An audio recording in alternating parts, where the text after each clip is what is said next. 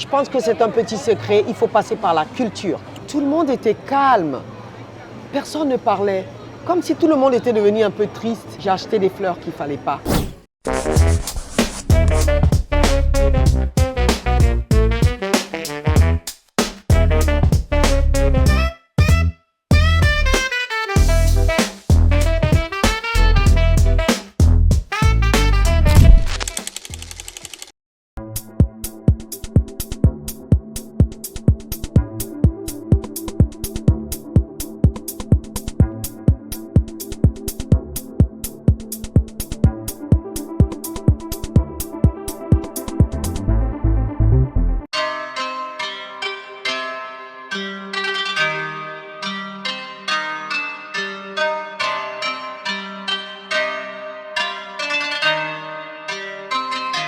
Hello la team!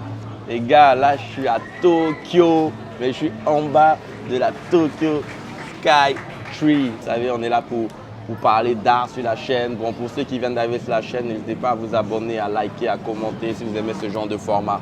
Mais bon, bref, sans plus tarder, là aujourd'hui, c'est exceptionnel. On est dans l'art floral japonais. Ça s'appelle l'ikebana. Et ça tombe bien parce que là, on est au Japon. Donc, sans plus tarder, vous savez quoi, je vais laisser la Japan se présenter. Déjà, la Japan, comment ça va? Konnichiwa. Oui, ça va, konnichiwa. Aïe, Nicole Tomoshimasu. Aïe, yoroshiku onegai shimasu. Donc, je m'appelle Nicole. Okay. Et puis, j'ai percé la culture japonaise là, depuis ma vie au Japon. Okay. Et donc la culture, pour pouvoir rentrer en fait dans le Japon même, je pense que c'est un petit secret, il faut passer par la culture. Okay. Voilà, qui dit culture dit la langue japonaise, dit un peu tout ce qui est la calligraphie, tout ce qui est l'arrangement floral japonais.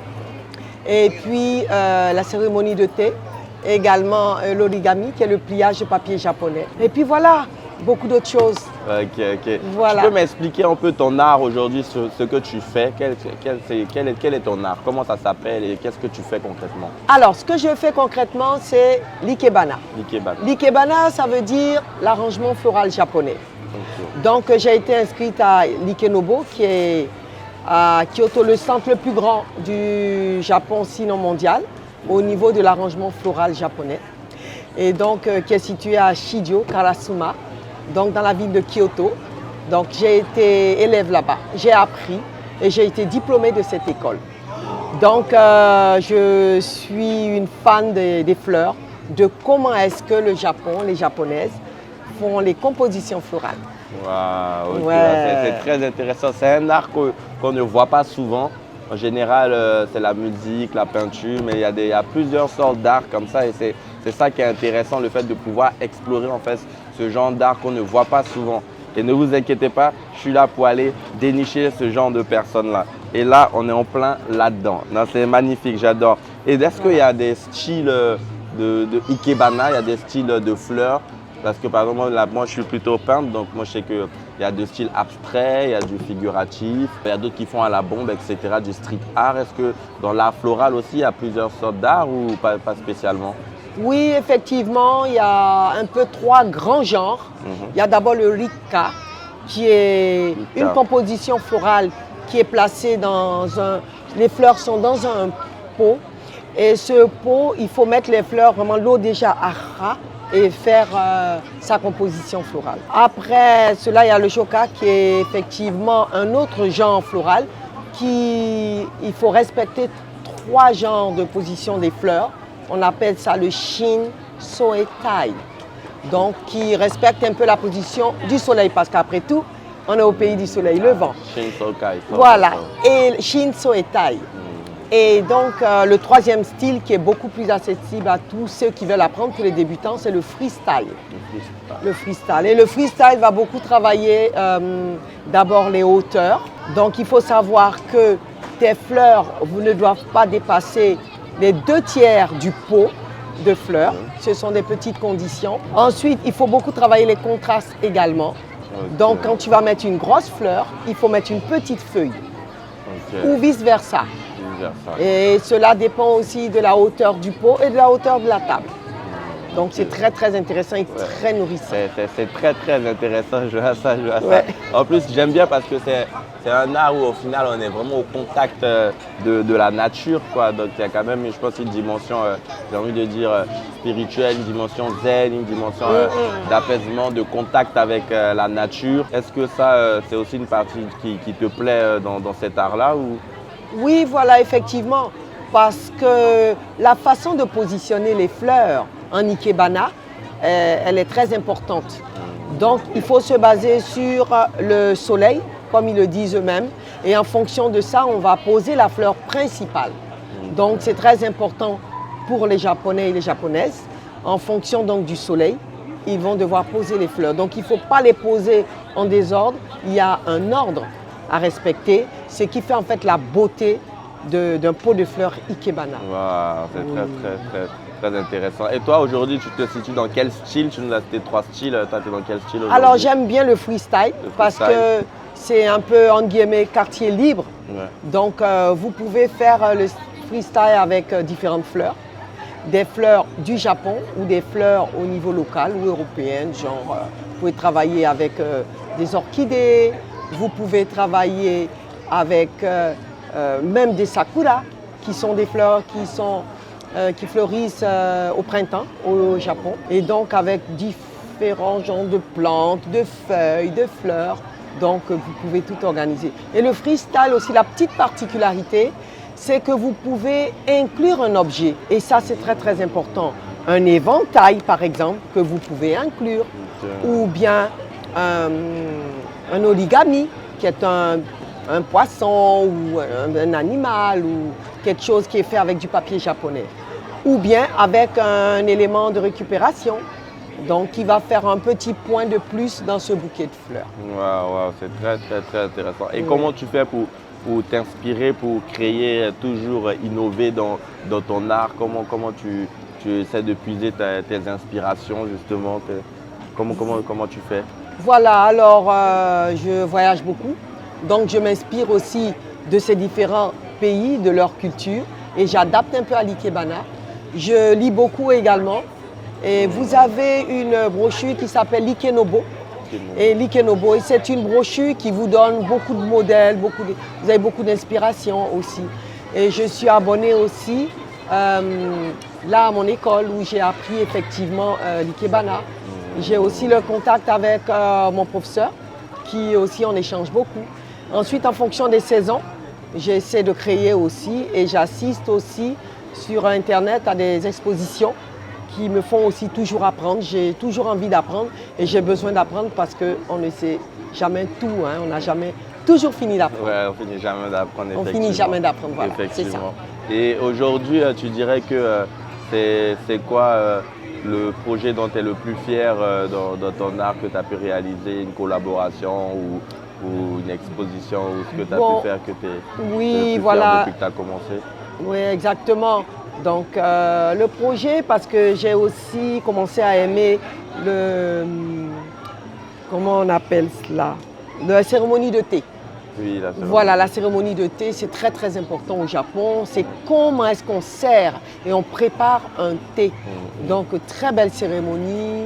J'ai eu aussi à amener des amis à Kyoto pour pouvoir là assister un peu. Comment est-ce que ça se passe? Il y a différentes conditions à respecter et tout. Donc avec la cérémonie de thé et le pliage du papier japonais, je m'inspire également de tout cela pour pouvoir faire mes compositions.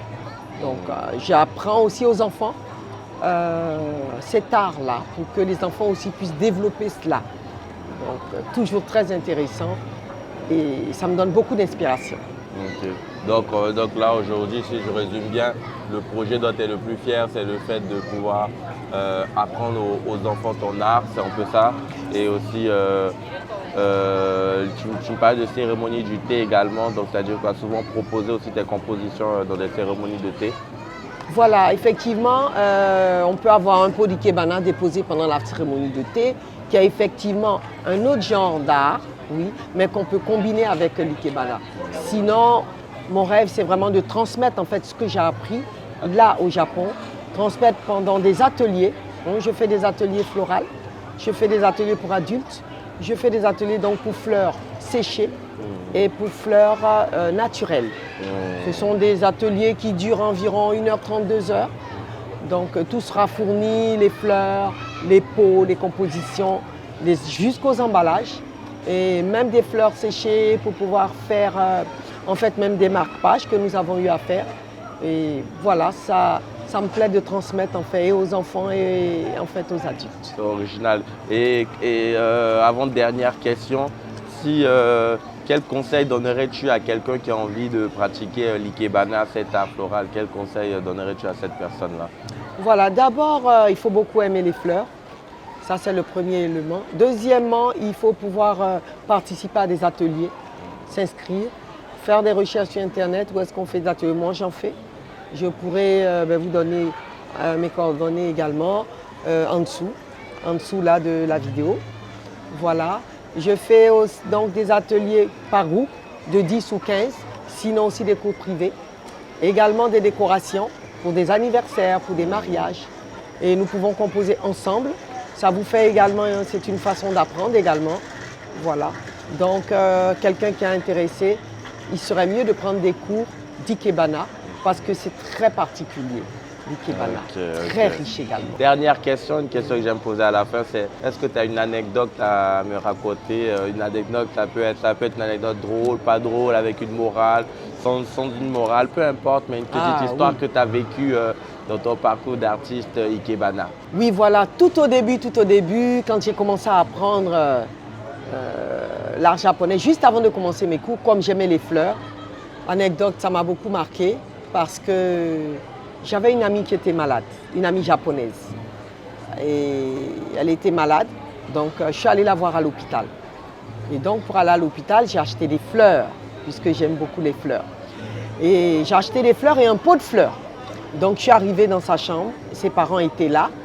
Et puis quand je l'ai vue, j'étais contente, elle allait mieux. Donc je lui ai offert des fleurs, un pot de fleurs, ça s'appelle cabine, des pots de fleurs. Donc je lui ai offert cela et tout le monde était calme. Personne ne parlait, comme si tout le monde était devenu un peu triste. Ça m'a un peu intriguée, je n'ai pas compris. Je suis restée un peu, j'ai parlé avec elle et je suis partie. Et je me suis renseignée, mais en fait, j'ai acheté des fleurs qu'il ne fallait pas. Et c'était des fleurs pour le deuil en fait. Ça m'a marqué à vie. Ce n'était pas ces fleurs-là que je devais acheter.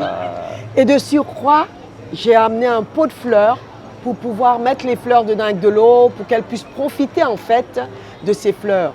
Alors qu'au Japon, si tu envoies un pot de fleurs, ça veut dire qu'il faut que les fleurs tiennent bien, que ça dure et que tu puisses bien durer dans cet hôpital. Ça m'a énormément marqué, ça, cette anecdote. C'est fini, plus jamais je vais refaire. C'est là ce que j'ai fait. Et voilà pourquoi j'ai compris, quand vous arrivez dans un hôpital, vous avez des Dido en Baiki, ce sont des distributeurs de fleurs. Tu mets des pièces et tu as en fait des fleurs. C'est sûr que tu ne vas pas te tromper et tu vas acheter les fleurs qu'il faut. C'est pour ça qu'il faut se former justement pour apprendre, pour ne pas faire ce genre d'erreur. De toute façon, tout a été dit parce que je pense que chaque fleur a des significations. Donc ne faites pas ce genre d'erreur. Et bon, en tout cas, tout ce que moi j'ai à dire là, c'est le mot de la fin. C'est vraiment merci la Japan, merci domo arigatou gozaimasu. Merci Emma, arigatou gozaimashita. Merci pour ton temps. Mata, sayonara.